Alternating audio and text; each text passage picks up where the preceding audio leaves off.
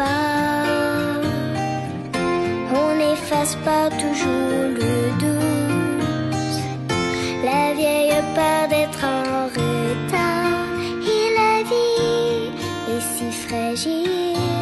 C'est avec toutes les opérations, les traitements, les examens, c'est vraiment... c'est quand même difficile, fait qu'il faut beaucoup de courage. Opération Enfant Soleil est là. Quand on va à l'hôpital, on voit les pancartes ou les petites étiquettes d'Opération Enfant Soleil. Il faut toujours croire qu'on va guérir, peu importe la maladie. Tous les petits moments qu'avant, qu'on pensait que c'était banal puis que c'était sans importance, ben, aujourd'hui, c'est les plus précieux. Là. Charlie, la première fois qu'elle a fait son premier transport, elle était en isolette, puis quand il y avait le petit logo Opération Enfant Soleil, puis on se disait, mon doigt est protégé par des donateurs là-bas. On n'atteint pas toujours le but qu'on s'était fixé autrefois.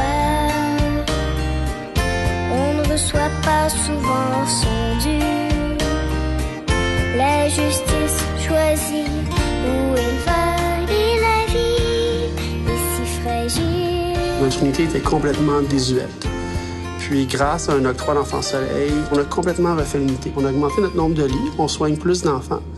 Puis on soigne des enfants plus malades ici. Pour nous, Enfant Soleil, c'est vraiment comme avoir un troisième poumon. On n'aurait pas pu avoir le centre mère-enfant qu'on a aujourd'hui.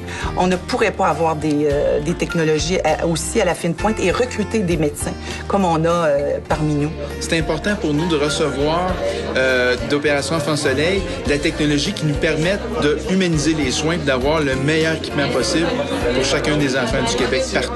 Pour moi, ce que ça représente, c'est que chaque dollar donné, c'est une dose d'amour donnée à un enfant malade.